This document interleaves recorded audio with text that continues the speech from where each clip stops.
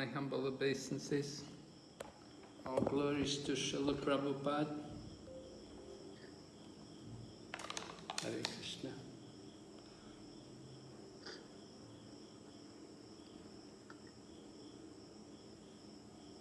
Hare Krishna.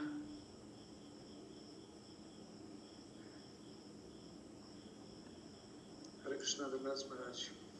Hare Krishna, Prabhu Tandapad.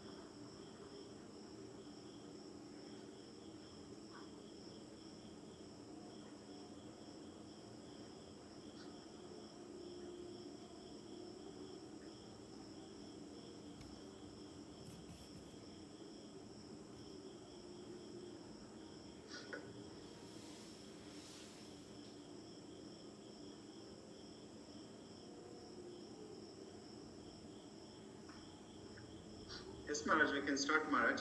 Thank you, Prabhu. Om Jnanatimirandasya Jnananjana Shalakaya Chaksurmilitan Yena Tasmai Shri Gurave Namaha. Namo Vishnu Padaya Krishna Prishtaya Bhutale Srimati Bhakti Vedanta Swaminiti Namine Namaste Saraswati Devi Gauravani Pracharine Nirvishesha Shunyavadi Paschatya Deshatarine Vanchakalpatarubhyascha Kripa Sindhu Bhayevacha Patitanam Pavanebhyo Vaishnavibhyo Namo Namaha Jai Shri Krishna Chaitanya Prabhu Nityananda Shri Advaita Gadadhar Shri Vasadi Gaur Bhaktavrinda Hare Krishna Krishna Krishna Hare Hare Hare Rama Rama Rama Hare Hare. So welcome everyone to our ongoing study of the Srimad Bhagavatam at the level of Bhakti Vaibhava. And we're looking at the section on the Vedic cosmology. We began at chapter 15 actually, which was about the descendants of Maharaj Priyavrata. And then we went on to study about Jambudweep, and we spent a number of classes hearing about Jambudweep and the different regions of Jambudweep. And remember, Jambudweep is situated in the center of Bhumandala, and Bhumandala is the seventh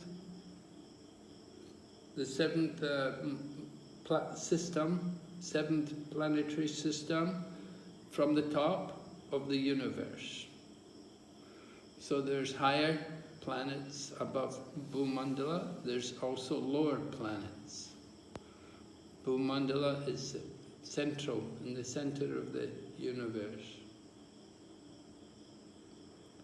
So we heard about Jambudweep, which is in the center of Bhumandala, and in the center of Jambudweep is Mount Meru.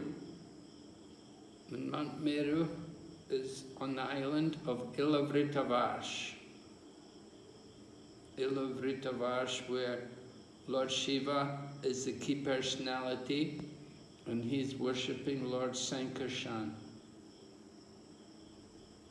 So we heard about the prayers which he offers. Then we went on to hear about the other different regions. Actually, Jambudvip is divided into 9 regions. And after the 9 regions, let's see, 9 regions because of the 9 sons of Bharat Maharaj. Now, when we reach Srimad Bhagavatam, we get information about how Maharaj Yudhisthira and Maharaj Parikshit, they were ruling also this Bhumandala, or at least Jambudvip. Jambudvip, they were ruling. And the Pandavas also would come here. It's described when Maharaj Yudhisthira wanted to perform Rajasuya sacrifice, at that time he sent the Pandavas in different directions. So Arjuna, he came to Jambudvip. And the people in Jambudvip told him that, oh, you know, why are you coming here? We're very peaceful here. We just enjoy here, right? Remember the description of the life in that region of Jambudvip? It was like Treta Yuga. It was all enjoyment. And they said to Arjuna, why are you coming here, disturbing us with all your weapons and things? You look like you want to fight, looking for battle. And Arjuna said, well, my brother's going to perform Rajasuya sacrifice, so if you agree, you should give some gold to help us to perform the yajna, and then I won't have to fight. There won't be any problem. So they have a lot of gold there, and they gave Arjuna a lot of gold, and he came back for the Rajasuya yajna. He brought more than anyone. So that's how he got the name Dhananjay. He brought all his gold, a lot of gold from Jambudvip. He brought it back for the Rajasuya yajna. So Bharat Maharaj, he was ruling Bhumandala. Rishabdev, he was ruling Bhumandala. Maharaj Yudhisthira, Maharaj Parikshit, they were ruling Jambudvip. So in other yugas, in the Satya Yuga and Treta Yuga, they could go to these places. Even in Dwapara Yuga, Maharaj Yudhisthira, people like Arjuna and like that, qualified people, they could go to Jambudvip. But in Kali Yuga, nobody's qualified. We're all unqualified. We're stuck here in this Bharata Khanda. Right? We explained that Bharatvarsh, which is on the southern side of Jambudvip, that is divided into 9 divisions, and we are on the southernmost region, along the side of the saltwater ocean, and it's known as Bharat Khanda. So we're restricted. We're not eligible to go to other places.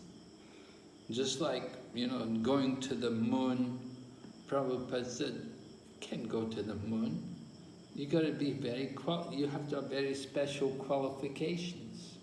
So what to speak of going to the moon? We can't even go to Jambudvip.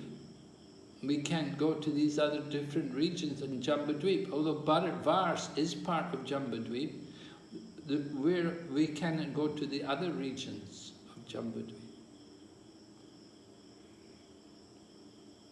Okay, so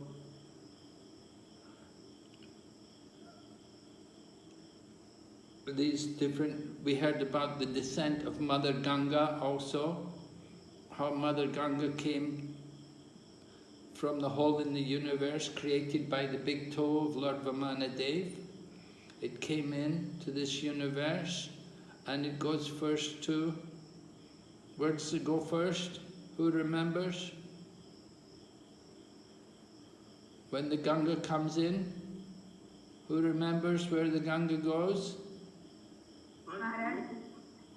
Yes, Manaji? Brahmaloka. Brahmaloka. Yeah, Lord Brahma comes, Lord Brahma offers obeisances, he offers respects to Mother Ganga. And then from Brahmaloka, where does it go? Dhruva. Yes, right, to Dhruvaloka. And it spends some time there in Dhruvaloka. And then after Dhruvaloka, where does it go? The Saptarishis, right. Who else resides on Dhruvaloka beside Dhruva Maharaj?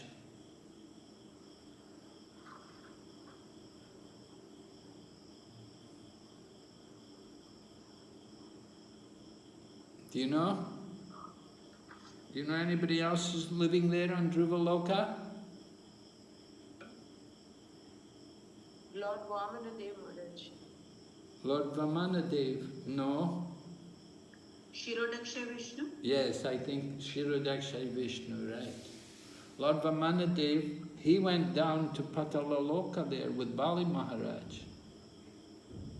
Or Lord Vamanadev he's either there at Patalaloka with Bali Maharaj, or is it Sutapaloka? And then if he's not there, then he's in the heaven, he's in Swarg. But Dhruvaloka is Shirodaksha Vishnu, yes, the super soul in the heart of all living entities. And then after the Saptarishis, then where does it go? After Moon. Sorry? Moon planet. The moon, right, goes to see Chandradev, goes to the moon planet, and then from the moon planet, then it comes on to the top of Mount Meru and divides into 4. On the east side, it becomes the Sita, and on the west side, Chakshusha, on the north side, Bhadra, and on the south side, Alakananga. So the Alakananga, all these 4 different branches of the Ganga, it falls down Mount Meru, but amazingly enough, it doesn't touch Ilavritavash. Now, Mount Meru is situated there in Ilavritavash, but when the Ganga falls down, it doesn't fall in Ilavritavash, it goes to the outer regions of Jambudvip. It falls on the outer regions, and from the tops of the mountains it comes down to the plain and then flows into the saltwater ocean. And from the saltwater ocean then flows down to the lower regions to liberate the sons of Maharaj Sagar. So we heard about the descent of Mother Ganga, how she comes. By hearing about the descent of Mother Ganga, we are able to get more idea about the cosmology of the universe. Alright, so we heard about the descent of Mother Ganga, and we heard about the different regions in Jambudvip and how the different people offered prayers. Right? And then we heard about all the glories of Bharatvarsha and how the demigods in Swarg, they're all hoping that they see next time when they take their birth in Bharatvarsha, they're not going to spend their time to do piety, but they want to do devotional service. Because by doing devotional service, they can be sure to get the ultimate goal of life. They said just to come up and down, to go up to the heavenly planets and come back down, come up and down, just this enjoyment, flickering enjoyment, right? Chapala sukha, flickering enjoyment. Some enjoyment in the heavenly planets for 10,000 years or so, and then they come back. And then they have to do more piety, and then they go up again and enjoy, and then come back, like this, up and down. So the demigods say, we don't want to waste that opportunity. Taking birth in Bharatvarsha, we want to use it to go back to Godhead. We also heard how they view the worship of demigods. Now, we're going to go on today to chapter 20, and we're going to hear how different regions of Bhomandala, they worship different demigods. maybe you remember previously, in the previous chapter, chapter 19, we heard about the demigods, the worship of the demigods. How, let me show you.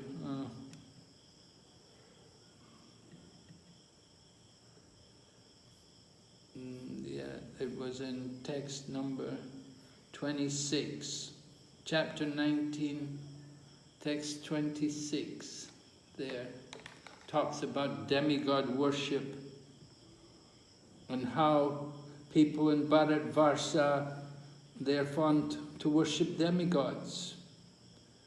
Now, is that acceptable for devotees? Devotees, we can also worship demigods, right?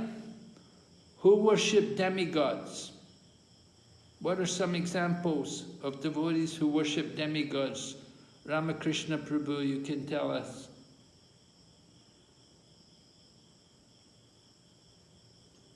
Yes, Maharaj. Those who worship demigods, is that what your question, Maharaj? Yeah, demigod. I want to know which devotees worship demigods. Okay. Those devotees who are less intelligent, as told by Bhagavad Gita also by Krishna, and those who are who desire for quick material success and who do not have adequate faith in Krishna's dealings, these are the people who are referred here as apahrita jnana. Is that always the case? Mostly that's the case. Can you give some examples, exceptions, some very good devotees, pure devotees who also worship demigods?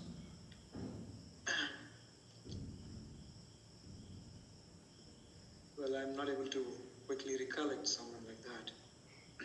All right, we'll open it up. Someone else? Hare Krishna Maharaj. Yes, Mataji? Maharaj Prithu? Huh? Maharaj, I would recollect Maharaj Bharata. He actually worshipped all the different demigods, considering them to be the limbs of the Supreme Lord. That's the example I was looking for, yes. Bharat Maharaj, right. You can explain more? He worshipped, how did he worship?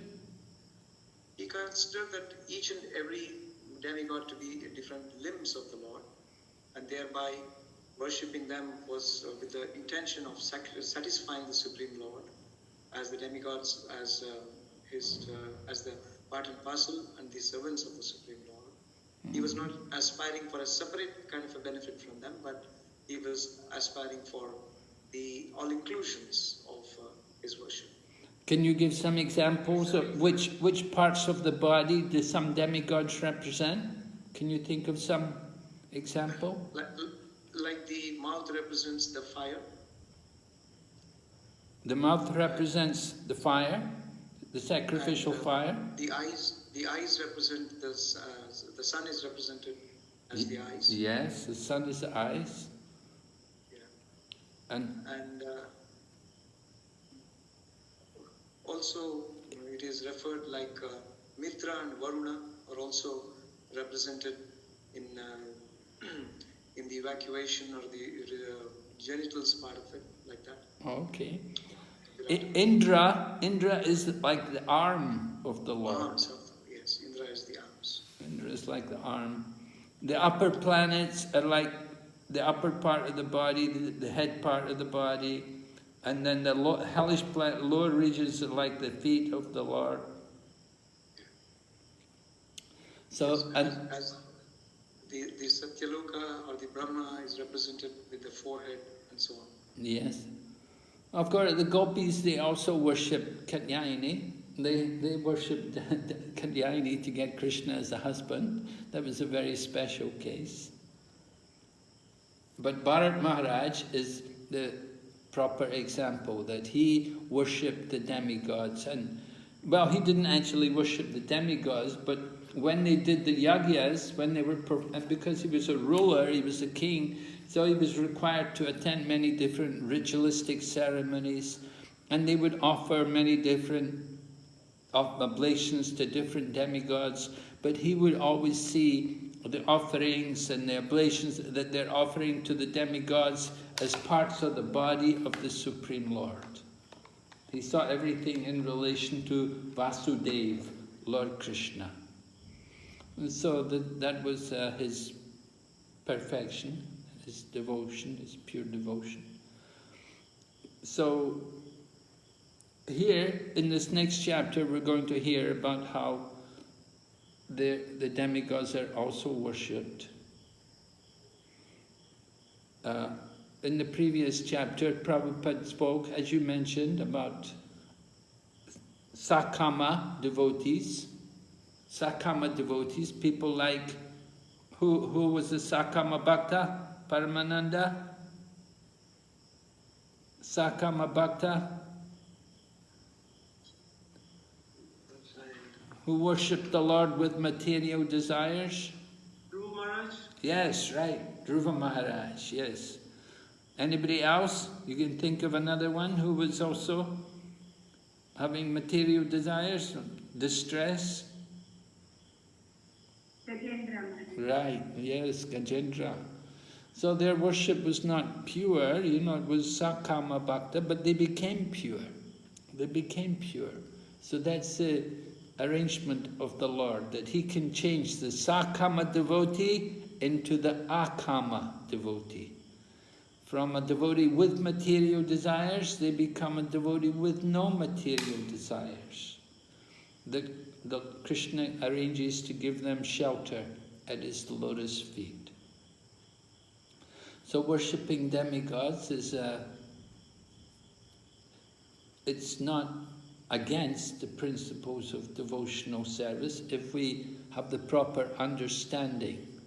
But it's not, Prabhupada explains, he said, Krishna doesn't say that we should worship Him indirectly.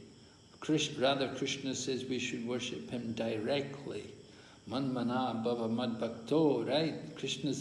Krishna never speaks about worshipping Him indirectly. Prabhupada gives the example, he said, just like if somebody gives you a massage, so they massage your legs, but you benefit, the whole person benefits. Or somebody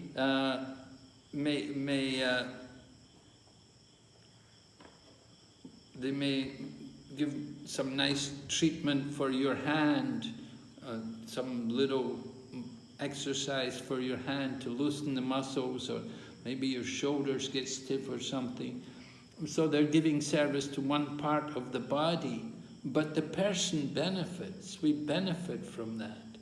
So in the same way, when someone offers something to the Lord, if they offer it to one part of the Lord also benefits. So the Lord also accepts that offering, and He's pleased. But direct worship is always recommended, rather than just worshipping some part of the Lord. Alright, so we're going to go on and to hear about the other regions of Bhumandala, because we spent a lot of time looking at Jambudvip. Now we're going to look at the region. Jambudvip is in the center of Bhumandala. We're going to look at the rest of Bhumandala. And we're told how there are different islands around Bhumandala. And we're given this information, we're given details that they're all around the center. Jambudvip's in the center, and then they're like discs which come one after the other.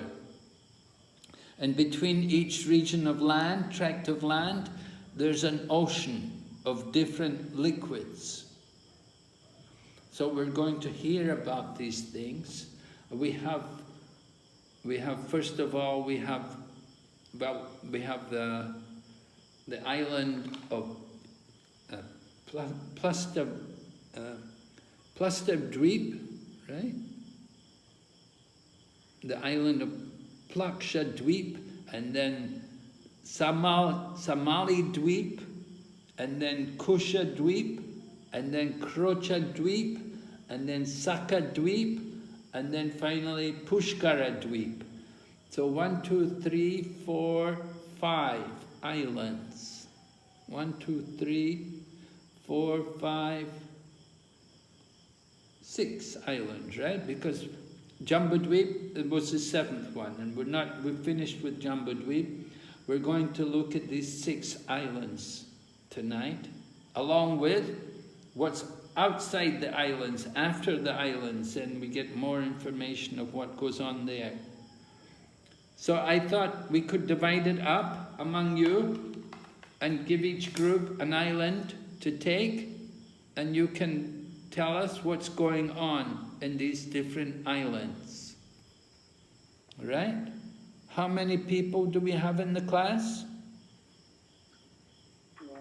Maharaj, we have 16 Maharaj. 16. Okay, so we have how many islands? 1, 2, 3, 4, 5, 6. 6 islands. 6 into 18. So 3 people. 3 people. Okay, Maharaj. I'll put it in the main group. So group 1 will do, first of all, the Plakshadweep. And group 2, Samaladweep. Group 3, Kushadweep. Group 4, Krochadweep. Group 5, Shakadweep. And group 6, Pushkaradweep. Okay, Maharaj.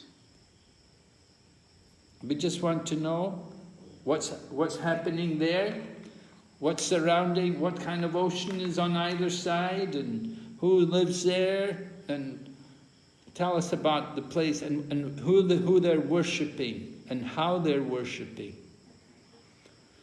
That's the important part, actually. Right? Okay. How much time do we have, Maharaj? Well, 10 minutes should be enough. Okay, Maharaj. There's very short description. The prayers are very short here.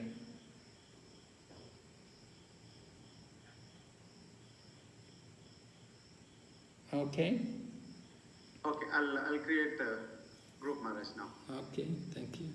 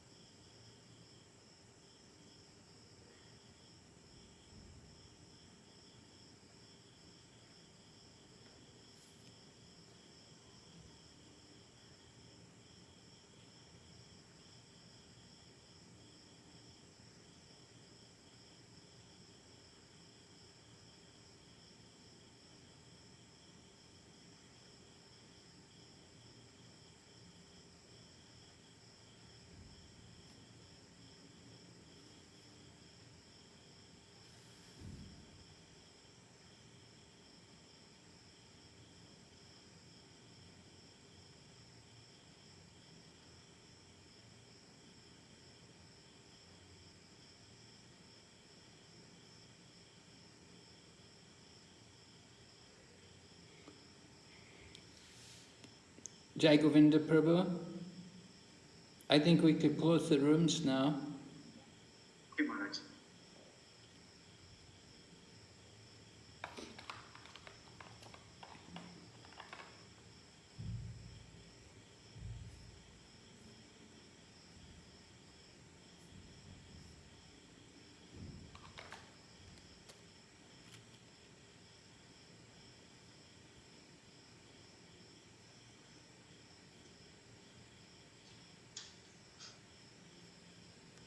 Hare Krishna Maharaj. Hare Krishna Maharaji. Maharaj, our first group is supposed to talk about Lakshadvipa. Lakshadvipa is the double size in the size of Jambudvipa, and the Lakshadvipa is governed by Itmadrija, son of Prithu, one of the son of Priyavrata. And because of the one tree which is called as Plaksha tree, this island got the name of Plaksha Dvipa. And this tree is very huge, and roots are with fire with 7 flames. And here this is surrounded by sugarcane juice ocean, and it's 200,000 yojanas, double of Jambudvipa.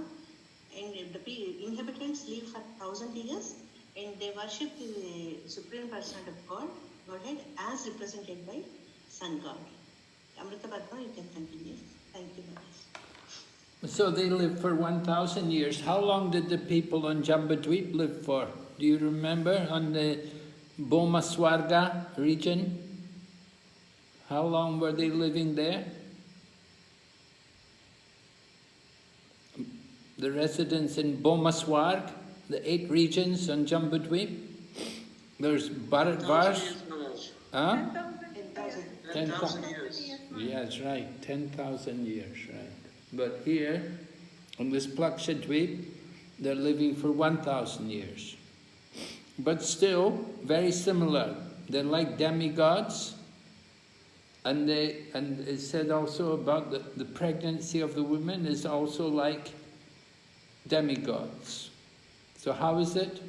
What is the specific nature of their pregnancy?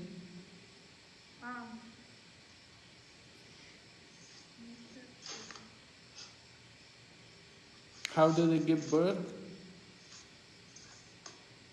They give birth the very last 1 year before they actually give up their bodies. And so it's only at that year they are pregnant. Right. And the child they give birth immediately, they can give birth immediately. Just like when Kunti got her benediction to call the demigods, when she gave birth, she didn't have to undergo pregnancy for 9 months. She immediately delivered the child. So it's like that with the demigods. They have a very different kind of existence compared to our own. So you mentioned that on one side, what is between Jambudvip and Plakshadvip? There's an ocean of what? Salt water. Salt water. And on the other side of Plakshadvip? Sugarcane juice. Sugarcane juice. Okay. So, and they're worshipping the sun god. Yes, Maharaj. Can you tell us something about the sun god?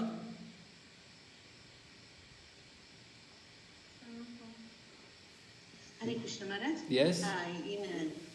In shloka number 5, it's telling that Lord, they feel that reflection of Lord Vishnu, Sun God is, and he is the Lord who is all expanding, Supreme Personality of Godhead.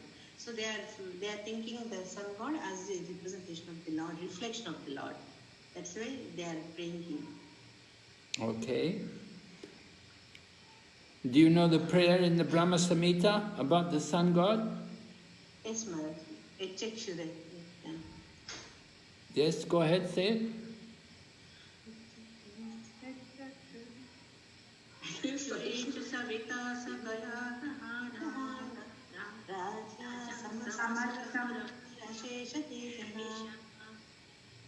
यस्याज्ञया भ्रमति संवृतकालचक्रो गोविन्दमादिपुरुषं तमहं भजामि.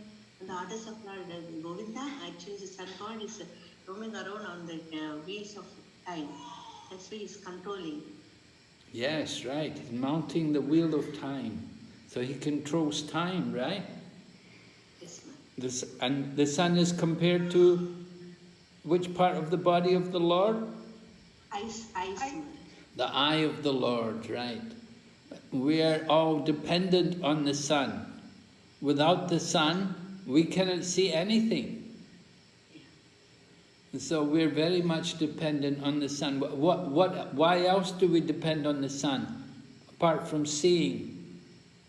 Why else? Energy, Energy, Maharaj. Energy? What? Solar energy? Yeah. What do you mean? Use the energy for what? To perform the activities. Just without the sun god's appearance, we cannot be active. I don't know if that's, sometimes, it's so hot here, sometimes I feel, I wish it wasn't so hot, I could have more energy. The heat makes us all so tired. Yeah. It takes away our energy, the heat. But it's the source of the life also, Maharaj. The source of life, right, yes. Source of life. For what?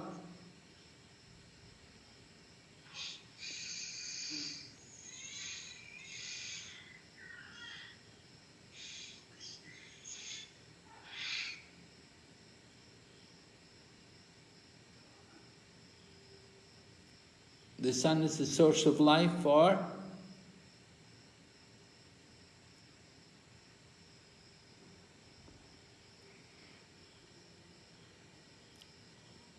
You're not farming people, eh? You don't do agricultural work. You need the sun to grow.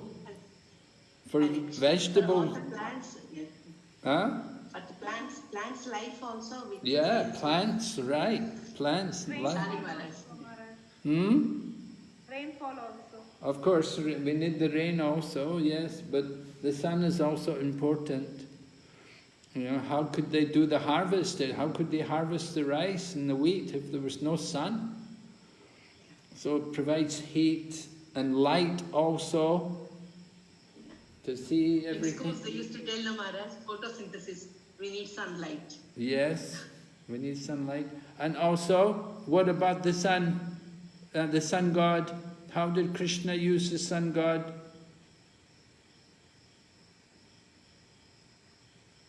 He is a reflection of Lord Vishnu. No. Krishna. Krishna Maharaj. Yes. He imparts the Vedic knowledge to the sun god. Yes. You know the verse, Bhagavad Gita? Yes. Yeah. Imam vivasvate yogam sautavanaham abhyavim vivasvan manave praha manurikshvakave vritti. Yes. Translation? I imparted this imperishable scientific knowledge to the sun god Vivasvan. Vivasvan imparted to his son Manu. Manu imparted his knowledge to his son Ikshvaku. Okay, very good. Yes, right.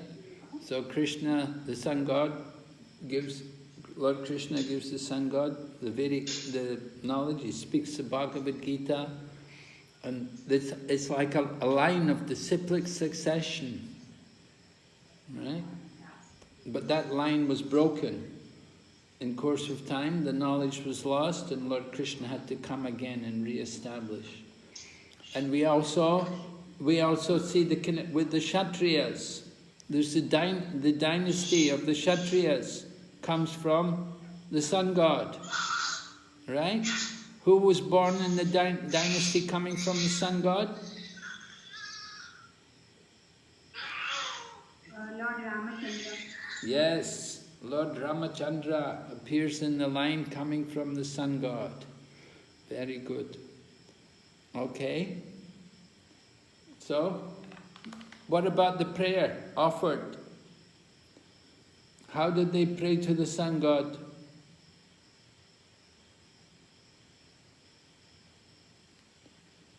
Did you get a chance to look at the prayer?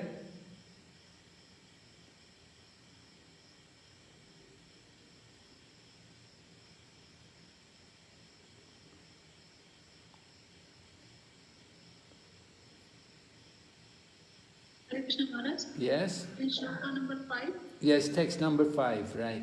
Yeah. Let us take shelter of the sun god, who is the reflection of Lord Vishnu. Okay. The all expanding supreme personality of Godhead, the oldest of all persons. The oldest of all persons, yeah. You'll see later on in the chapter, it describes that one of the names of the Lord is Mritaba, that he brought life into a dead planet. It's only when the sun comes into this planet, then life begins. Without the sun, there was no light. So the sun is very important in the universe. Okay.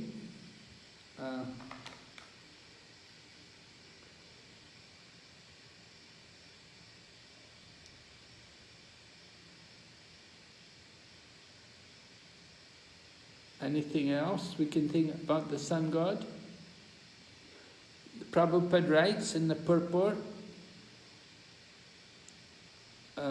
although the worship of the sun god, I'm sharing the screen, I think. You can see it? Yes, Maharaj. You can see the screen, yeah?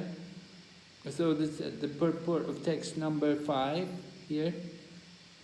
Although the worship of the sun god is recommended in this mantra, he is worshipped not as the Supreme Personality of Godhead, but as his powerful representative.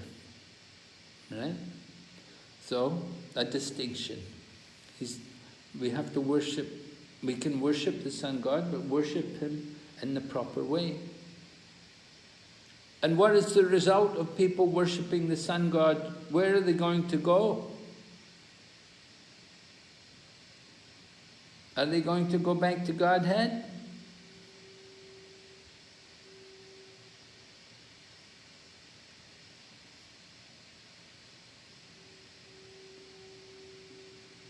Yanti deva vrita devan pitrun yanti pitru vrita. Yes, right. Whoever is worshipping the sun god, they will go to the sun planet. Yes, right. They'll go to the sun planet, right. From Prabhupada's purport, people who are almost blind because of lusty desires are recommended to worship the demigods, to have their material desires fulfilled. But actually, those desires are not fulfilled by the material demigods.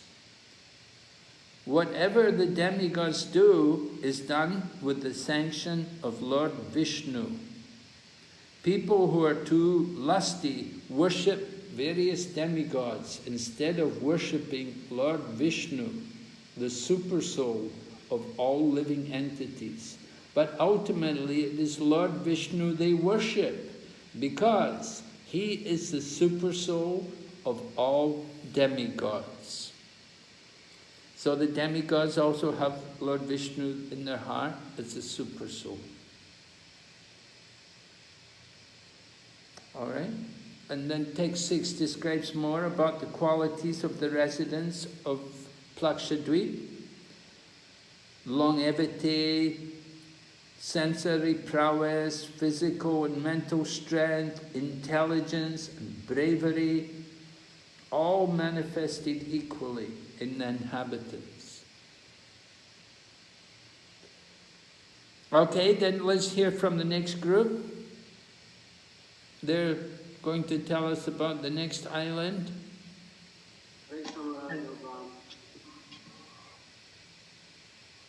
island. Yes. Thanks, Maharaj. Hare Krishna. Next island is Salmali Deep, which is the master of Salmali Deep is Yajnabahu, who is the son of Maharaj Priyavrata, and he divided this island into 7 parts and gave to his 7 sons for ruling.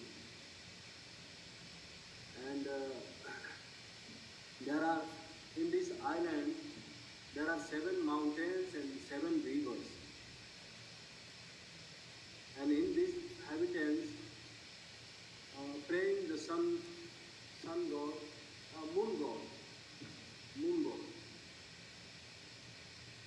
and they are strictly following the Varnashrama dharma.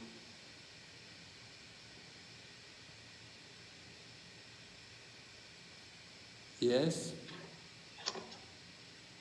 March, continuing from there, there is also a mention that the Shalma Dvipa, there is a Shalmali tree from which the island took its name. This tree specifically is 100 yojanas broad, or which is 800 miles, or 1,100 yojanas tall, which is 8,800 miles.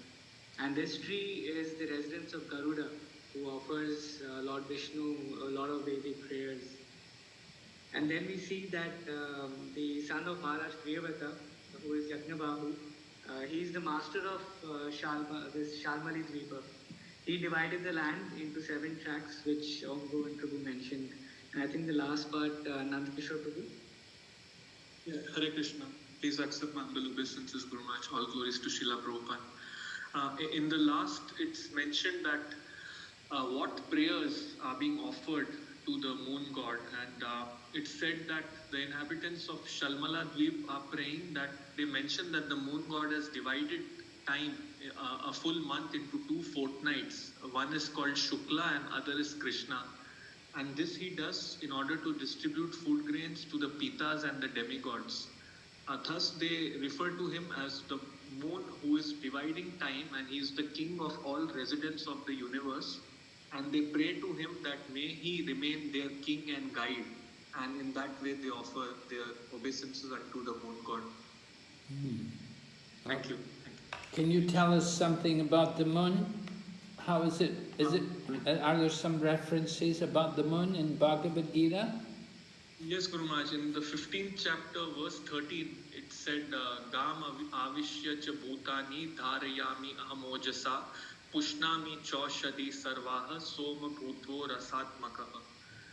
Where the Lord says that He's entering into every planet, and it's because of His energy that the planets stay in the orbit, and the Lord becomes the moon and therefore supplies the juice of life to all the vegetables. Okay. The juice of life to all the vegetables. Without the moon, the vegetables will have no taste.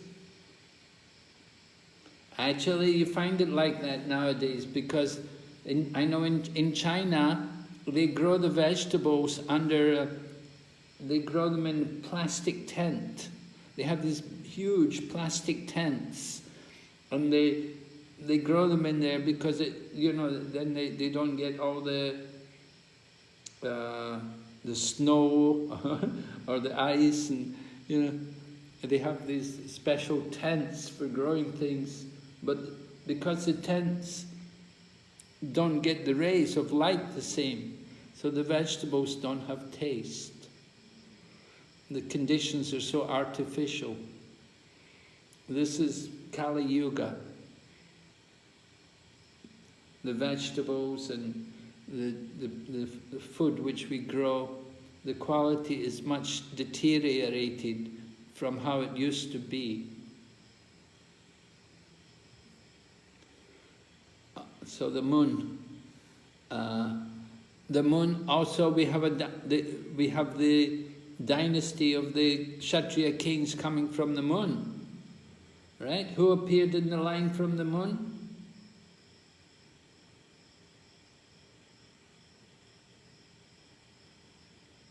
Lord Krishna, Supreme Personality of Godhead, Krishna. Yes, right. Lord Krishna appeared in the moon, right? It is said that Lord Krishna appeared on the 8th day of the moon, but the moon was so joyful that the Lord was appearing in his line that the moon was full on that particular occasion. Anything else about the moon? Maharaj, also there is in Bhagavad Gita, there is one more reference in 10th chapter, Nakshatrana Maham Sheshi. Yes. Can you give me the English translation?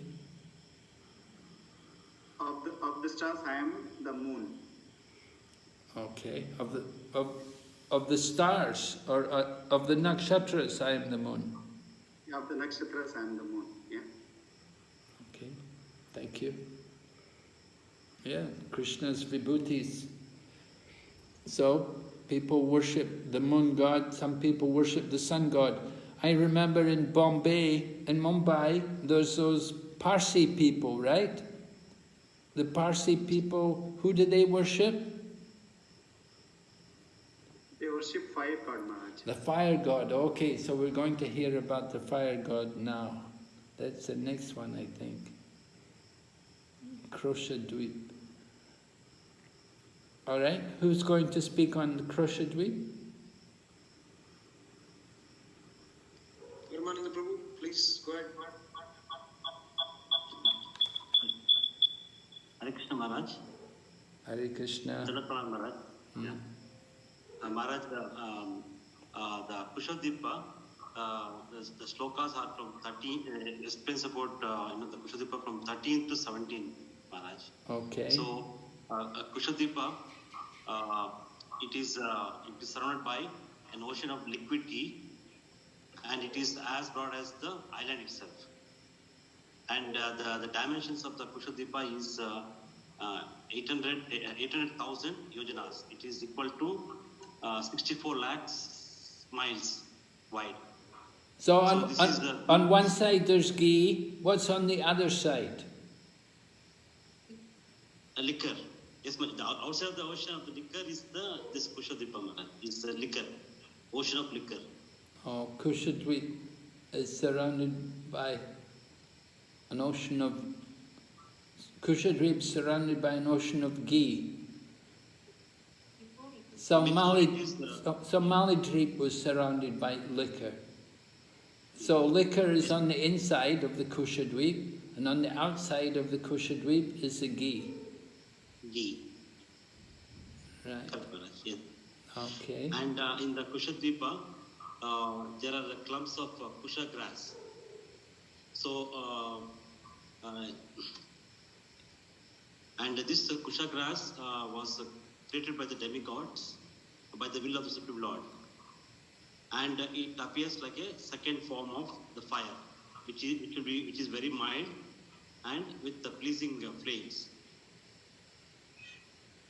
And it illuminates in all directions.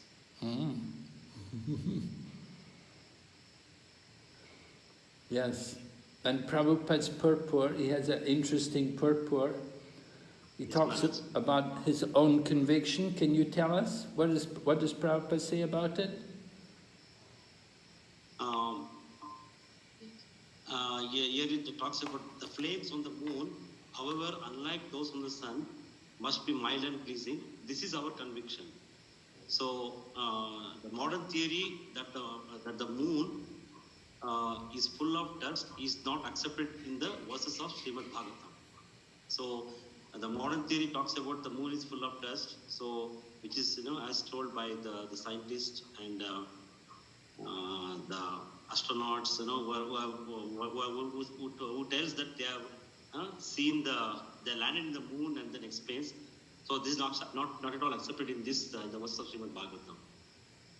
And also in this purport, Srila Prabhupada explains about Srila Vishwanath Chakravarti Thakura saying that the kusha grass illuminates in all directions, but its flames are very mild and pleasing. So this gives some idea of the flames existing on the moon also. Okay. And who are they worshipping here?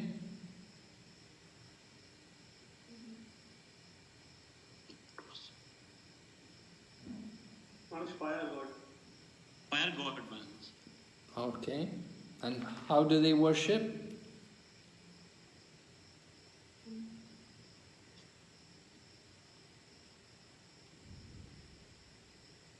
They are following the four varnashram system. They are worshipping the Supreme Personality in the form of fire. Yeah.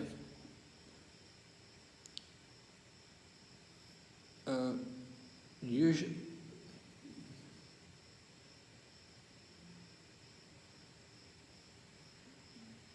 Maharaj in shloka number 16, it explains about how they perform the ritualistic ceremonies. So they do the ritualistic ceremonies according to the orders of the Vedic scriptures.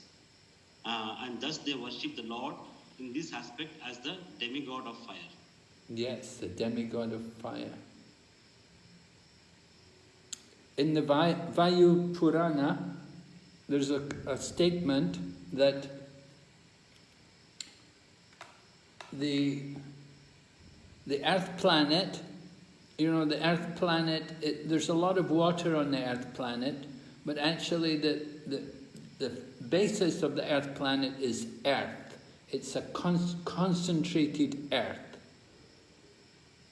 And on the sun planet, it's the concentration is more on fire. But on the moon planet, they said the moon planet is concentrated water.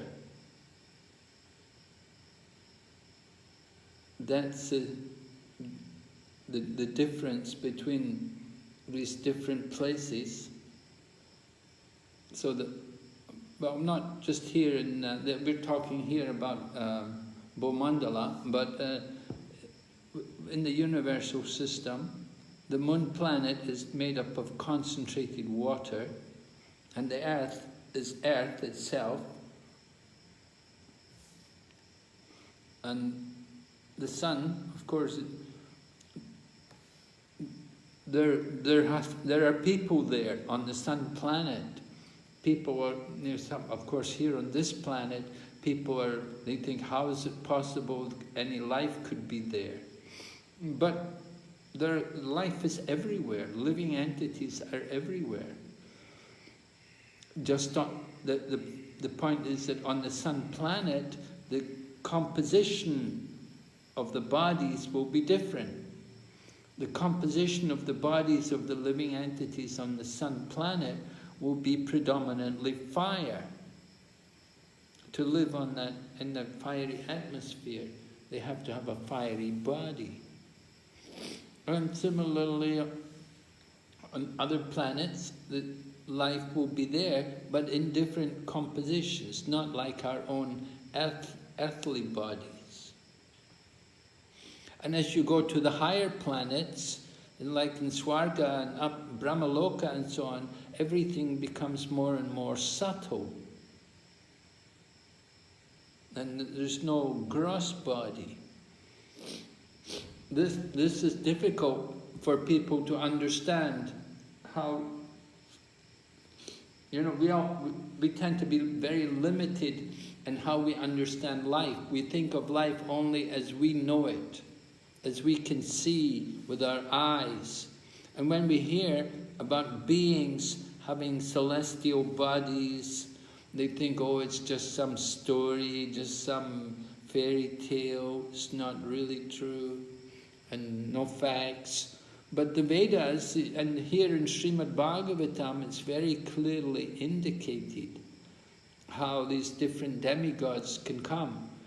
Now, sometimes they will come and be visible, but often they will come, they will not be visible. They're not obliged. If they want to show themselves to someone, they can.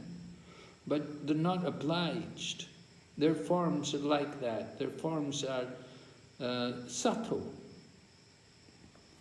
So, cannot be perceived, just like the mind cannot be seen.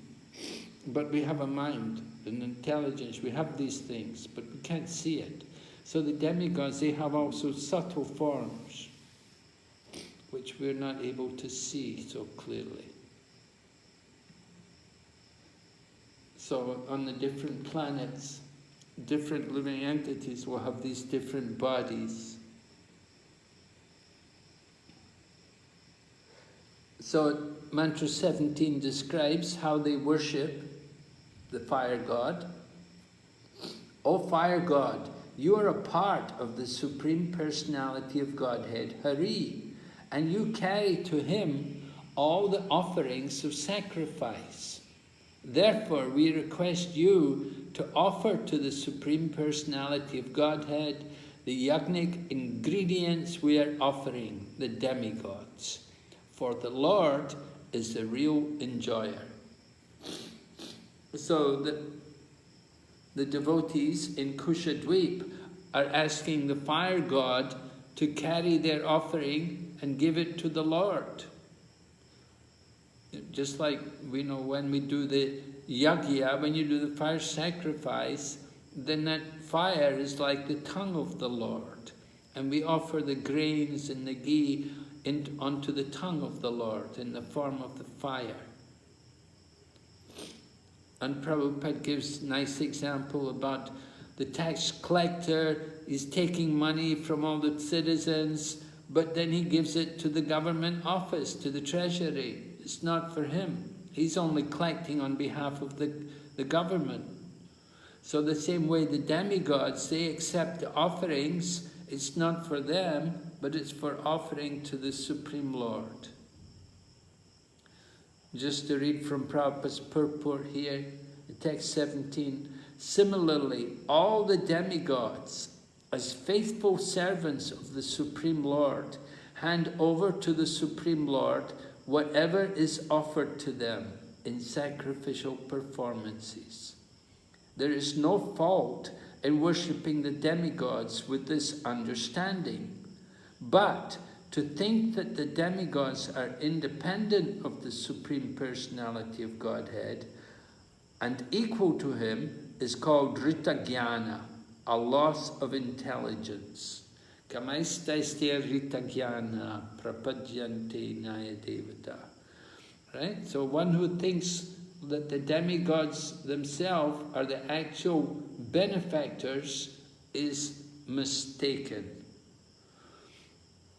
All right, so fire, the sun, and the moon. Very basic, very important ingredients in everything. We need the sun for the heat and light. Fire is very important. In Bhagavad Gita, Krishna speaks about the fire of digestion. That we need to have that fire in the body, in the belly, to digest food. If we have no digestion, then we have no appetite. We don't want to eat. That's a serious problem. So that fire there in the belly, and the fire which is used to create energy, generally we use fire to generate electricity, which is used to provide so much power everywhere. Fire for cooking, baking, fire for heating, molding things. So fire is a very important element in the universe, and the fire god, very important personality. So he's being worshipped here. So we heard the sun god is worshipped, the moon god is worshipped, and the fire god is worshipped. Okay, we'll go ahead. The next group, we're going to hear about Krochadweep. Hare Krishna Maharaj. I humble obeisances to you. The fourth island is Kranchadweepa. The inner circle is surrounded by ocean of clarified butter, and the outer circle it is surrounded by ocean of milk. And this is actually having the width of twice of the width of the previous inner circle of clarified butter, like 128 lakhs miles. And the worshipable deity is Varuna. They are worshipping the Lord in the form of water, the energy of the Lord. It's a situation, what is to be done, we don't know the procedure. Hare Krishna. I can't say 100% people. Okay. And in the Kranchadweep, there is a great mountain known as Krancha. So the name actually came after that mountain. The dweep becomes Kranchadweepa. And the vegetables who are actually living on the slopes of Mount Krancha were attacked and devastated by Kartikeya. But because of the energy of milk, the whole vegetation is protected by Varuna Deva. The ruler of the island is one of the son of Maharaj Priyavrata. His name was Grita Prishta, and he was very learned scholar. He divided the whole island into seven land, and each land has one mountain and one river. He has divided the seven land into his seven sons, and the names are given. His seven sons' names are given, and the mountain names are mentioned in text 21. Ama, Madhurukha, Meghaprastha, Sudama, Brajishta, Lokitarna, and Vanapasti, and similarly 7 rivers are also mentioned. And the inhabitants of the Kranchadiva are divided into 4 castes: Purushas, Rishabhas, Dravinas, and Devakas. They actually sanctified, they purified themselves by these rivers, the 7 rivers. And they worship Varuna. They actually consider the water as the energy of the Lord. They indirectly worship the Supreme Personality of Godhead. And they are worshipping that in the 23rd verse. They are offering prayers like this. O water of the rivers, you have obtained energy from the Supreme Personality of Godhead.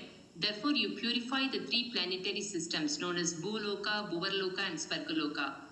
By your constitutional nature, you take away sins, and that is why we are touching you. Kindly continue to purify us. So they are worshipping the Lord in the form of water. Can you tell us something about Varuna Dev? Do you know any of the pastimes of Varuna Dev? Govardhana Leela, that is Indra. What Indra?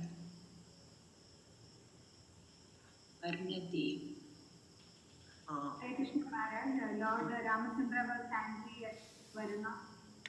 I'm sorry, what? Lord Ramachandra was angry at Lord Varuna. Yes, can you tell us why? Because he wanted to create that bridge, so he was calling Varuna and he was not appearing. And then he decided to, Lord Ramachandra was angry and he wanted to punish. At that time Varuna appeared, and then he divides the ocean into 2 halves, and then Lord Rama was able to build the bridge. Hare Krishna Maharaj. Yes. In Srimad Bhagavatam, Nanda Maharaj is arrested by Varuna's. Yes, right. Yes. That time actually Varuna they want to have darshan of the Lord. So in that way, Krishna and Balaram, they went and released the father from the bonds of Varuna. Why did Nanda Maharaj get arrested? He has taken the bath, which we are not supposed to take at that time.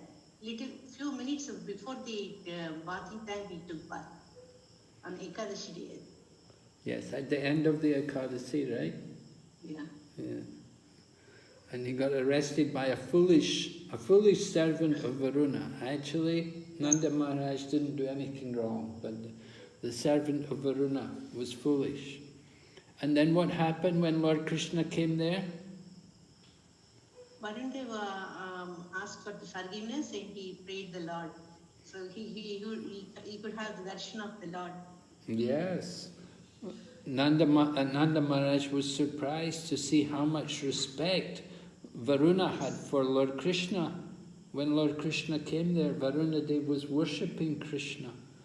So Nanda Maharaj was surprised because Nanda Maharaj was thinking, Krishna's my son. So he was surprised. After that, he recollected what Gargamuni thought. He was discussing with his friends about the Gargamuni's words after this incident also. I'm sorry, I can't understand what you're saying. No, he was discussing with his friends that Gargamuni already he predicted that he is a not normal child. Yeah, that he would cross over all difficulties. They would be able to overcome all difficulties by the grace of Lord Krishna. Right. Okay, very good. Thank you very much. Yes? Also, even Bali Maharaj also was bound by the ropes of Varuna. Oh yes, very nice, yes. Bali Maharaj was bound up by the ropes of Varuna.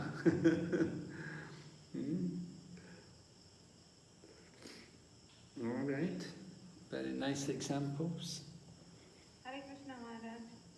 Yes? Even in Varaha Leela also, Varuna Deva will inspire, enthuse Hiranyaksha to fight with, I am not a suitable person to fight. Yes. I am old. For you, suitable person is Supreme Personality of Godhead. Yes. I think Sindhi people have the custom to worship Varuna. They call it Julilal, right?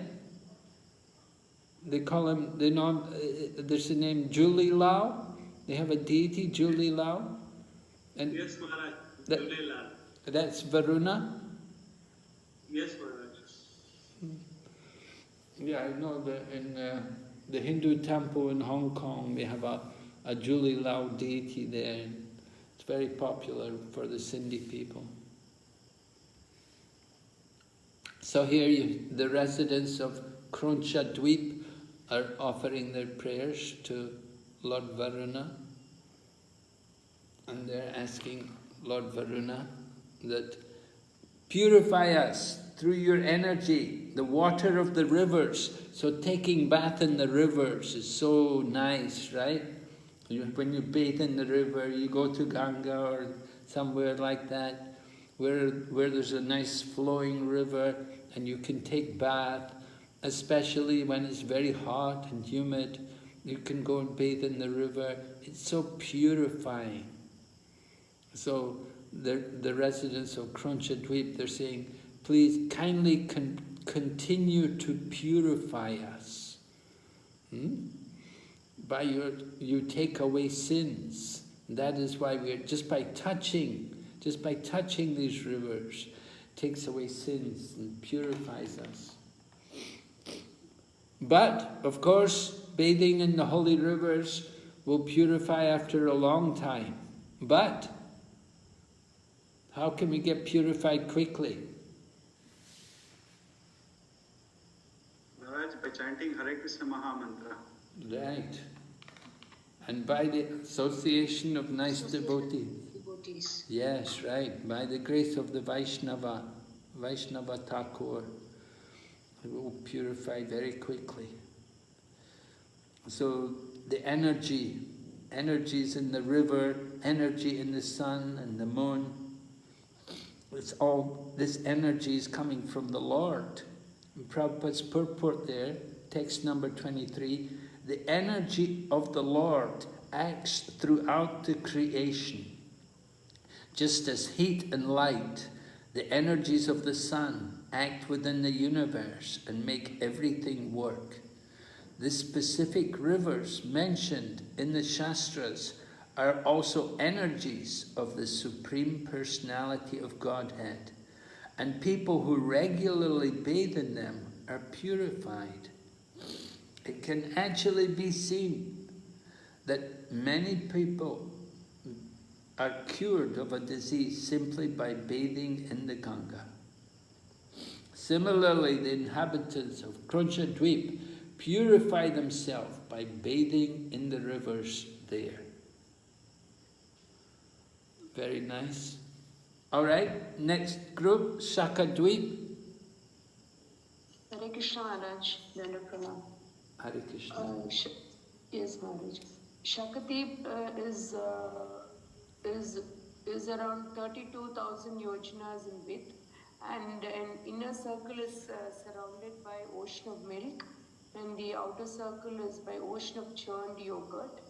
And there is a big shaka tree which is very fragrant, and which its fragrance covers the entire island.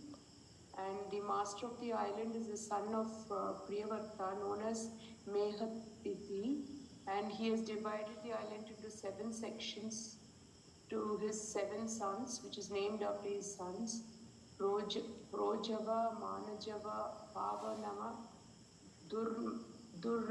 Duranika, and Chetaraha, Bahurupa, and Vishwarada. And he is, after dividing it, he has retired himself and he is gone into meditation. His mind fixed in the lotus feet of Supreme Personality of Godhead. All right. Who do they worship there? Maharaj, Shobha Mataji will continue now. Hare Krishna Maharaj, Dandvat Pranam. They worship Supreme Lord in the form of Vayu actually. And here it is saying that in the land there are 7 boundary mountains and 7 rivers. And the mountains are Isana, Purisringa, Belabhadra, Satakesara, Sahasrasrota, Devapala and Mahanasa. Then the 7 rivers are Anakha, Ayurda, Upayasprishti, Aparajita, Panchavadi, Sahasrasruti and Nijathrati. And then the inhabitants of this island are divided into 4 castes. The name of the castes are Ritavrata, Satyavrata, Dhanavrata and Anuvrata. And it is exactly resembled Brahmana, Kshatriya, Vaishya and Shudra, the 4 orders of the society. And they practice pranayama and mystic yoga. And in trance, they worship the Supreme Lord in the form of Vayu. And they are praying, O Supreme Person, situated as the super soul within the body, you direct the various actions of different airs, such as prana, and thus you maintain all living entities. O Lord, may you protect us from all dangers. And Srila Prabhupada, in his purport, he says that through the mystic yoga practice called pranayama, the yogi controls the airs within the body to maintain the body in a healthy condition. And in this way, yogi comes to the point of trance and tries to see the super soul within the core of the heart. Pranayama is the means to attain samadhi, trance, in order to fully absorb oneself in seeing the Supreme Lord as Antaryami, the super soul within the core of heart. Hare Krishna. So, do you do pranayama? Yeah, Yama Niyama and that Ashtanga Yoga. Are you doing pranayam? I'm sorry, Maharaj, I'm not doing it. So you know any people who do this pranayam? Yes, here a lot of people are doing yoga, and that is actually pranayama that I don't know whether they are doing this pranayama or not. Generally, the Ashtanga yogis who do the pranayam, right? It's one, but Prabhupada calls the pranayam the nose pressing yoga. The nose pressing yoga. You press with the left nostril and then breathe in the right nostril and then breathe out in the left nostril and breathe in, you know, like that. And you press the one side of the nose, then the other side of the nose. So as Prabhupada certainly mentioned here, this is to keep the body in a healthy condition. And we need to have a healthy body for the service of Lord Krishna. So certainly very important. But the real purpose of the healthy condition is that we can fix the mind on the super soul within the core of the heart. And come to the stage, pranayama is a means to come to samadhi, right? Pranayama, then pratyahara, dharana, dhyana, samadhi. So pranayama is the 4th stage and samadhi is the 8th stage. So it's all different levels of concentration and meditation, and pranayama is a preliminary means to that. Certainly, by pranayama, people can prolong their life, and Prabhupada spoke about that. He said, like at Kumbh Mela, he said when Kumbh Mela takes place, there will be people who come there. He said some of them are coming from caves in the Himalayas, and they may be hundreds of years old, but they just look like ordinary people. You can't tell. He said they can do pranayama, they're doing pranayama, and they control their breath, and they have the breath under so much control that they can prolong their life to hundreds of years. But of course, what is the good of that? What is the good of a long life? Like a tree. just to have a long life. Trees also live a long time. But what's the good of that consciousness? Lord Chaitanya was in this world only 48 years, and Shankaracharya spent only 32 years, but they made great contributions. So Prabhupada said, better one moment of full consciousness than a lifetime like a tree. Anyway, pranayama is the system which is described here, how they're worshipping the Lord in the form of Vayu. Do we know anything about Vayu, Lord Vayu? Anybody know any information about Lord Vayu? Can think of anything?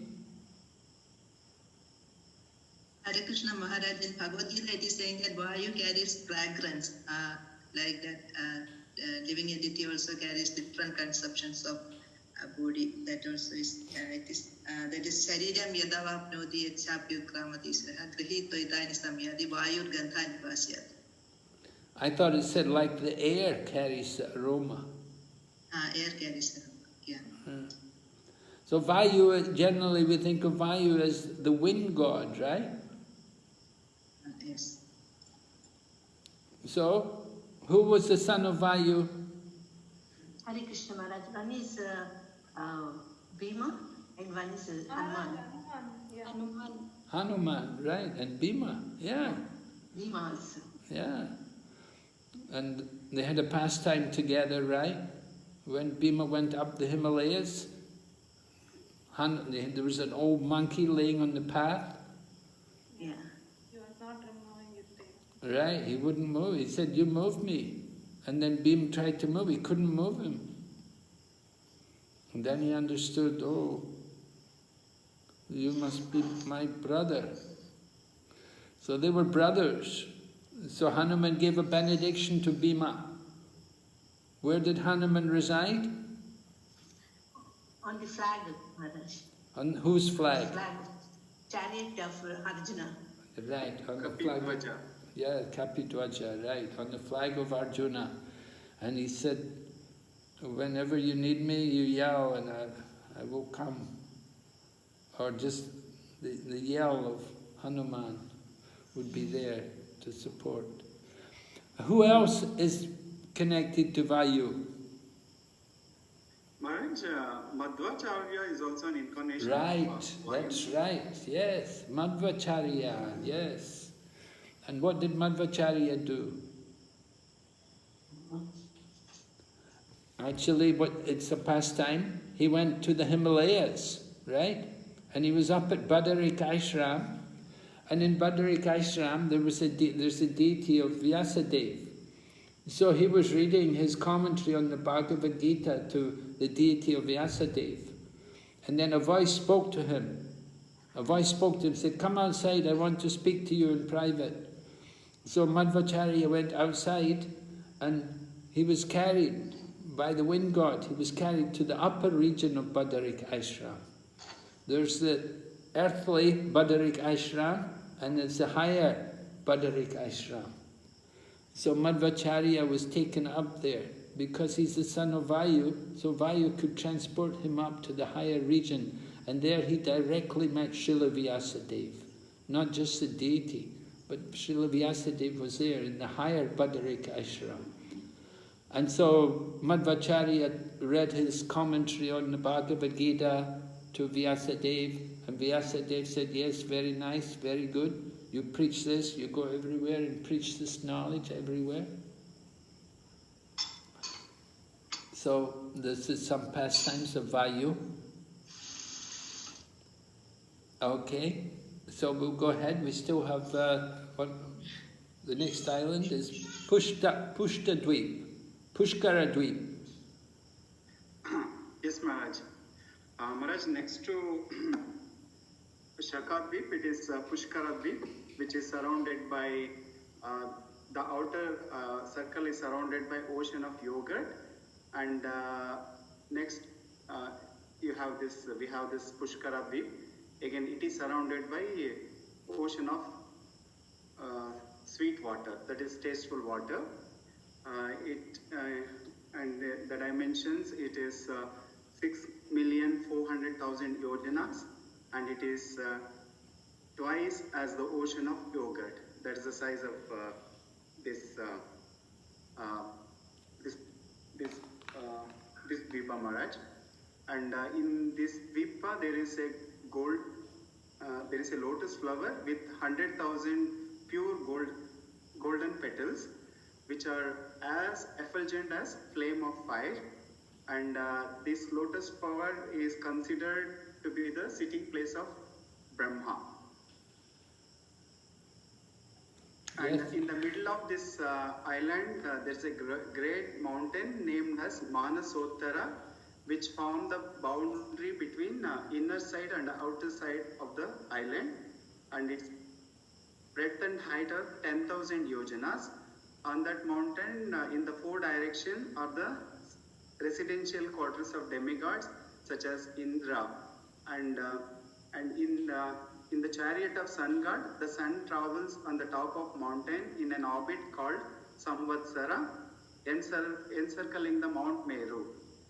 The suns travel for 6 months in the direction of northern, which is called as Uttarayana, and another 6 months he travels towards southern direction, which is called as Dakshinayana. And this will form the day and night for the demigods. Yes. And further, Maharaj, this island is ruled by the Priyamvrata's son. His name is Vihihotra, and who is assisted by two of his sons, Ramanaka and Dataki. And in this planet, they are worshipping Lord Brahma, and they consider Brahma as very, very powerful.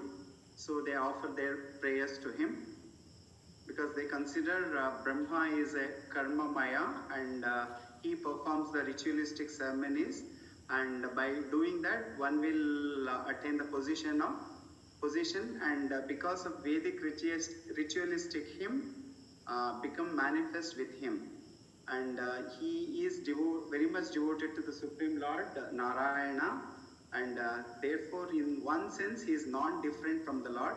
And again, they don't worship as a monist, but they will worship in a duality. And in the purport, Srila Prabhupada mentioned, the Veda says, Swadharma Nishta Shata Janmabihi Puman Virinchitam Eti.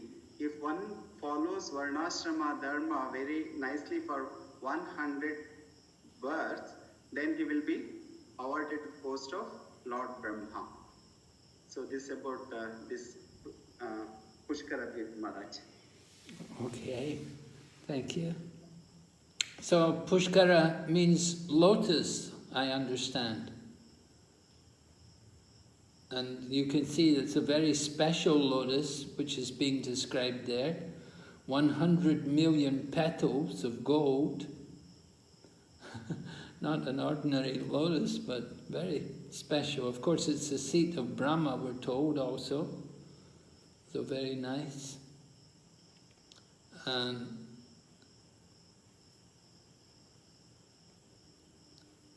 they pray to the Lord.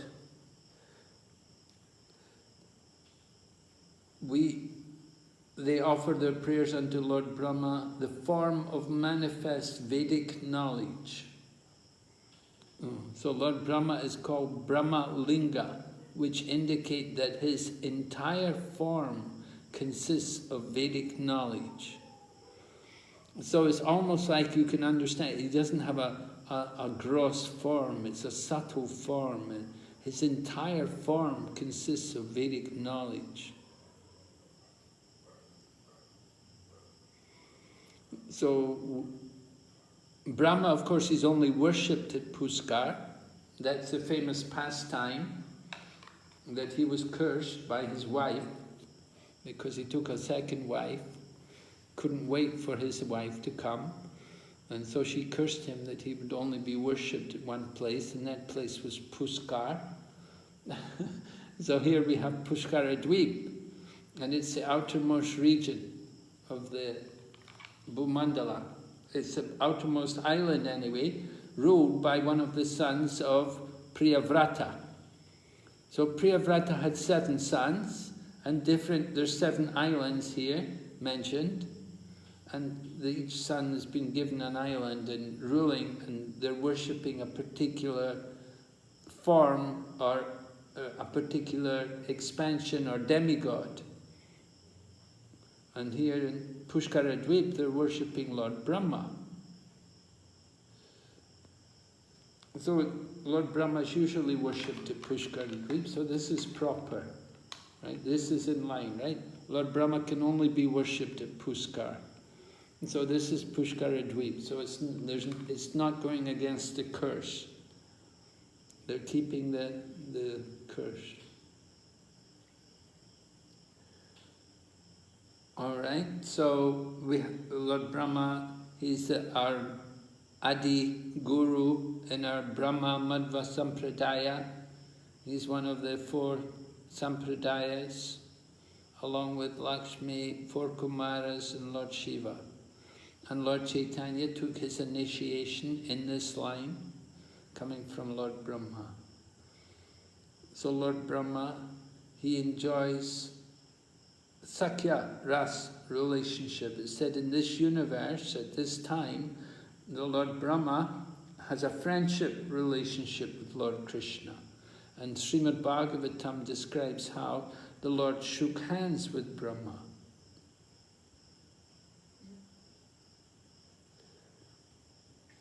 Hare Krishna Maharaj, can I ask one question? All right.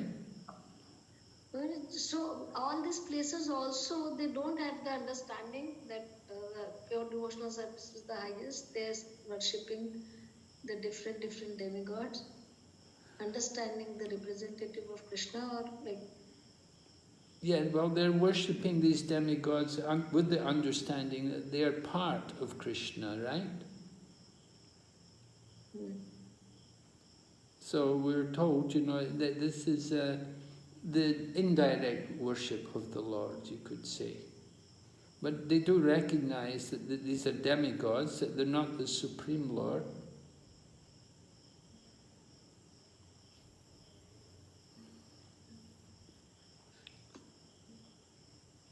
Okay, so beyond the ocean, text 34, beyond the ocean of sweet water, fully surrounding it, is a mountain named Loka Loka, which divides the countries that are full of sunlight from those not lit by the sun. So you can imagine where there's no sun, there are regions on our own planet. You go to some places, like if you go up in northern part of Finland, it's called the land of the midnight sun in the summertime. In the summertime, they have sunlight until midnight, but in the winter they have no sun. No light, no sunlight at all. And so it's like that. And there are parts of like that in Russia as well, northern regions of the universe, of the planet Earth. You don't get light. So there's a region here on Bhumandala which says it's called Loka Loka. Aloka. Aloka means no people, no place. Loka means people, where there are people. And Aloka, no people. So it's lit. It's not lit by the sun. And beyond the ocean of sweet water, which was around the outside of Pushkara Dweep, is a tract of land as broad as the area between the middle of Mount Sumeru and the boundary of Manasotara Mountain. So Manasotara Mountain is important because it was mentioned that the sun god also, he drives his chariot around on the Manasotara Mountain. Right? That's mentioned there in the purport of text number 30. In the chariot of the sun god, the sun travels on the top of the mountain in an orbit called the Samvatsara, encircling Mount Meru. So it's described that the sun travels on the top of the Manasatara mountain, but it doesn't touch the Manasatara mountain. That would be too bumpy to go on the top of the mountain. So there's a pocket of air for 100 yojanas. There's a pocket of air which goes right around the mountain, right around the Manasatara mountain, and the sun god rides his chariot on that pocket of air which goes around the mountain.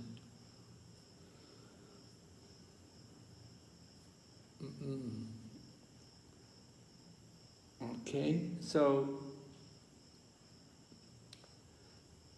the boundary of Manasatara mountain. In that tract of land, there are many living beings. So there's a tract of land, Loka, there's many people.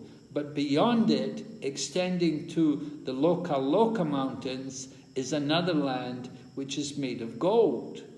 And because of its golden surface, it reflects light like the surface of a mirror. And any physical article that falls on that land can never be perceived again. All living entities, therefore, have abandoned that golden land. So right around Pushkara Dweep, outside Pushkara Dweep, we have the ocean of pure water, sweet water, and then you have this golden land. And on this golden land, there's no people.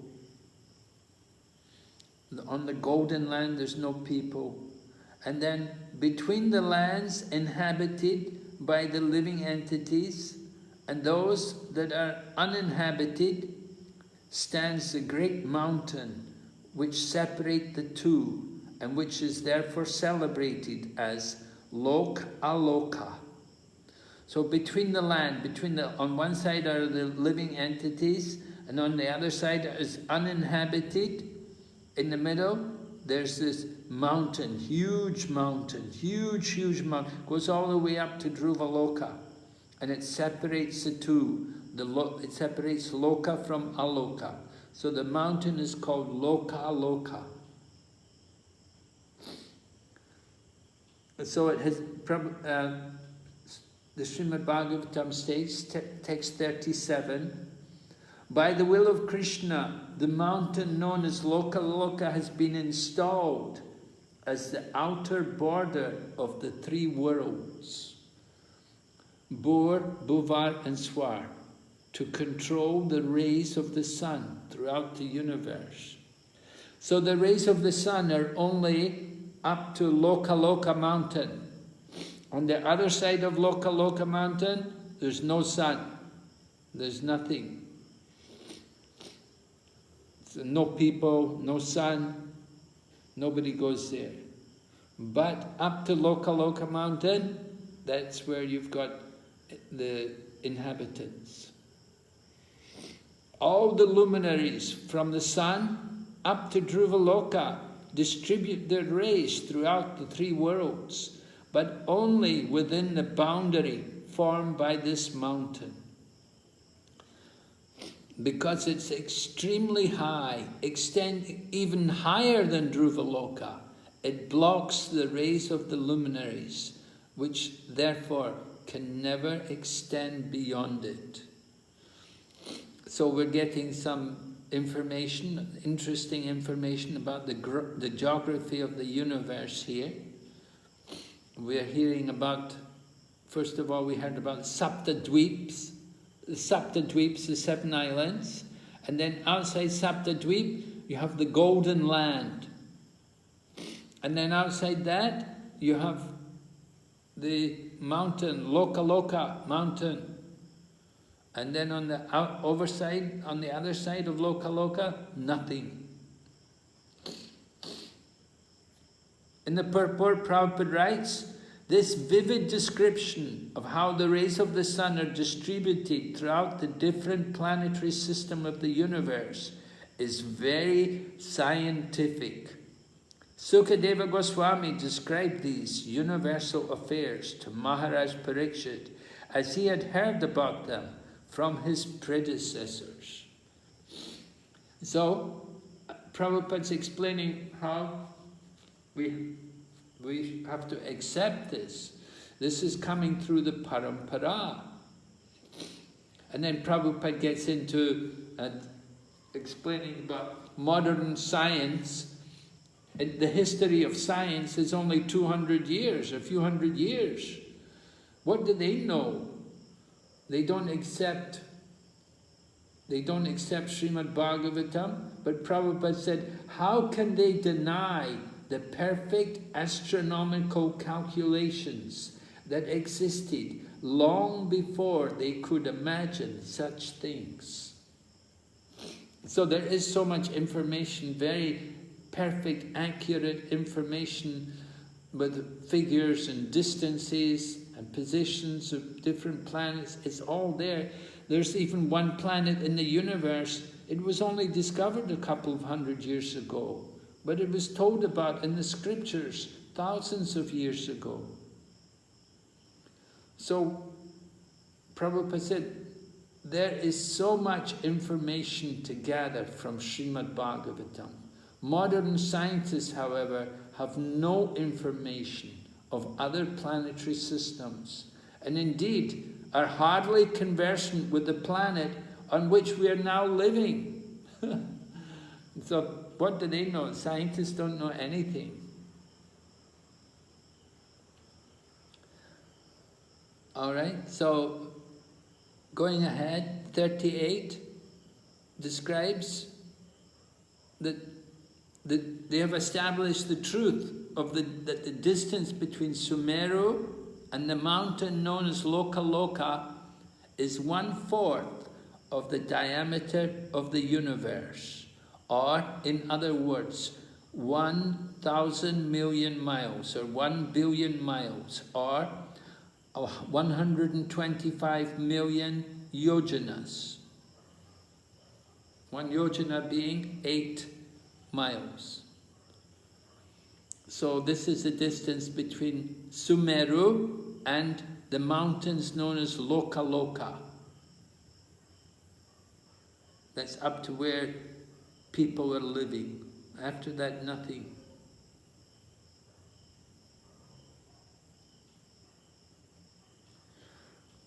So then Prabhupada says, Vishwanath Chakravarti Thakur, he's given a lot of information and he did a lot of calculations. Vishwanath Chakravarti Thakur was also a very learned astrologer. So he knew all about the planets and the movements, and he did calculations. And Prabhupada has quoted it here, but it's all in Sanskrit. So I don't know quite what the translation is. The whole text is Sanskrit. Maybe one day we'll be able to get the translation. If any of you know Sanskrit, you might like to go through it. Tell us what are the main points. Anyway, it's about, Prabhupada says, very difficult to put into English because it's very complicated Sanskrit statements. Some more information. 39 describes about 4 Gajapatis, 4 elephants, big elephants, which are put there to balance the Bhumandala, to balance the universe. They're put in the 4 directions by Lord Brahma, and we have the names of these elephants. They're responsible for maintaining the planetary system of the universe, to keep it level. Sometimes it may get unstable, so the elephants, their job is to keep it nice and level. Then text 40, the Supreme Personality of Godhead, who is the master of all opulence and the master of the spiritual sky. He is the Supreme Person, Bhagavan. The demigods, led by Indra, the king of heaven, are entrusted with seeing to the affairs of the material world. Yeah, we heard on the mountain, Manasatotara mountain, the demigods also have their residencies there. Just as they have their residencies on top of Meru, they also have another residence there on Manasatara mountain. So they have their duties. they have to see the affairs of the material world. And to benefit all the living beings in the planets, to increase the power of the elephants and of the demigods, then the Lord himself manifests on top of that mountain in a spiritual body. So we're told the Lord personally appears, surrounded by his expansions and assistants like Vishwakshena, and he's fully decorated. All right, then text 41, the various forms such as Narayan and Vishnu are all decorated with different weapons. The Lord exhibits these forms to maintain all the varied planets created by his personal potency, Yoga Maya. So Yoga Maya is the Lord's potency for helping to create this, everything. And Prabhupada explains in the purport, the Lord not only maintains the material creation from start to finish, but he personally maintains the spiritual world. So the spiritual world, there's no annihilation of that. There's no creation, it's eternal. And the Lord personally oversees that. Okay, then text 42. Outside Lokaloka mountain is the tract of land known as Alokavarsh. No people, nothing there. Beyond the Lokavarsh is the destination of those who aspire for liberation from the material world. That's impersonal liberation. It is beyond the jurisdiction of the material modes of nature and therefore is completely pure. Lord Krishna took Arjuna through this place to bring back the sons of the Brahmana. Right? You all know that pastime?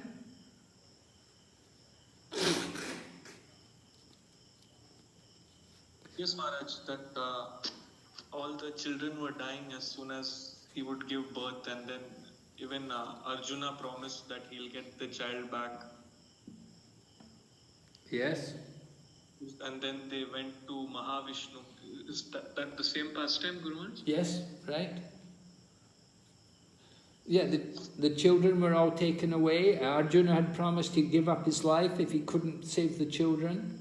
So Arjuna's vow was, he promised he'd give up his life if he couldn't save the Brahmana's child. So Lord Krishna had to take him to go to find the children. So they got on the chariot and they went through the different regions and they came to this abode. It was just darkness, dense darkness. And Lord Krishna had to fire his Sudarshan chakra to make a hole in the darkness to get through it. So that was this region, through the place to bring back the sons of they got to the causal ocean and then they found the children, the Brahmana's sons were all there with Mahavishnu. So they had to go through all this region, go through this abode of liberation and go through this the abode called Aloka Varsha, where there's nothing, no people, just dense darkness. You know, we have darkness, but it's nothing like this darkness which is there. So the darkness was just solid. So Lord Krishna had to fire the Sudarshan chakra to make some area to go through.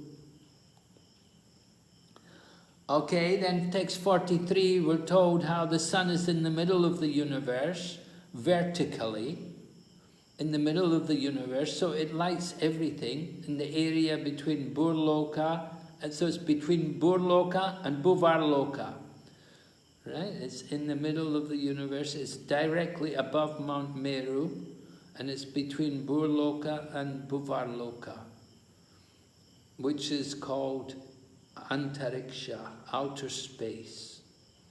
And the distance between the sun and the circumference of the universe 2 billion miles. So, quite a big distance. You know, we read it here in this section of the Bhagavatam, we read about mountains which are so many 100 yojanas high. The highest mountain we have on the planet Earth is Mount Everest. It's only like about 9 kilometers high. It's only 9 kilometers high, but here in the Bhagavatam they're telling us about mountains which are, there's hundreds of, you know, many yojanas high. So it's a totally different realm, what's being described. Because we're a small planet, Earth is only a small planet, so there's only very limited things, limited phenomena which can be displayed. We have to understand how tiny the Earth is in relation to the whole cosmic manifestation. And in relation to Bhumandala, even in relation to Bharatvarsha, it's not so great.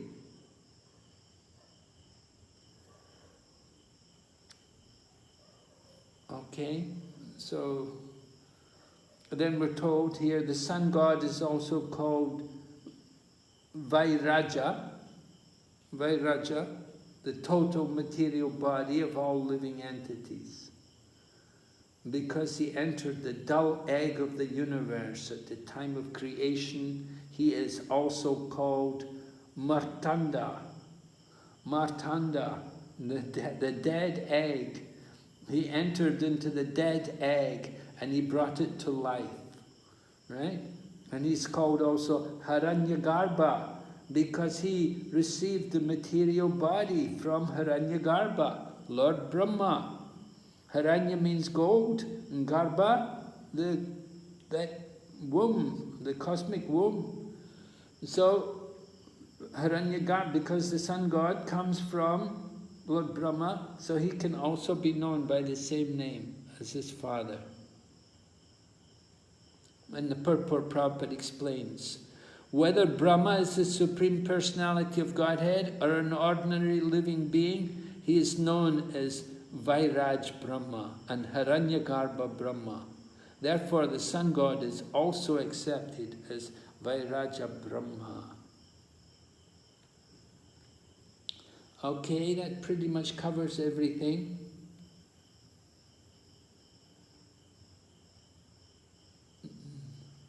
The sun god and the sun planet divide all the directions. It is only because of the sun that we can understand higher planets and lower planets and hellish planets. This is all due to the presence of the sun, or the lack of the sun. You can understand which regions are for liberation, which regions are hellish, and which regions are subterranean.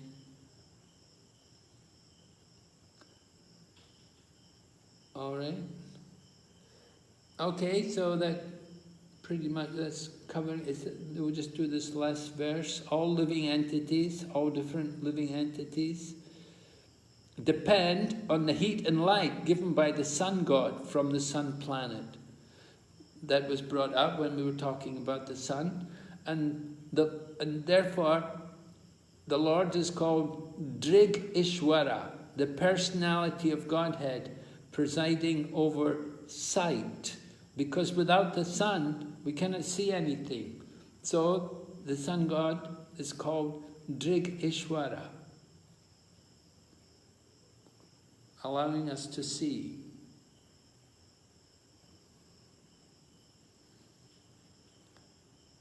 Surya is the life and soul of this universe, and there are innumerable universes for which a sun god is the life and soul. Just as the Supreme Personality of Godhead is the life and soul of the entire creation. All right, are there any questions or comments? Anything to be discussed?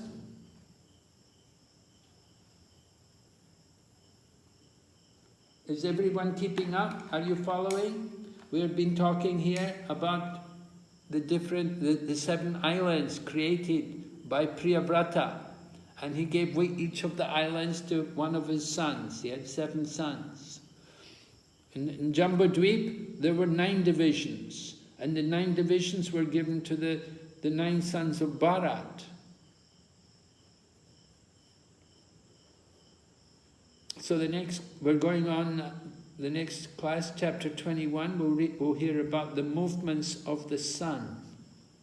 And we'll hear about how day and night take place and how the seasons come and eclipses and so on.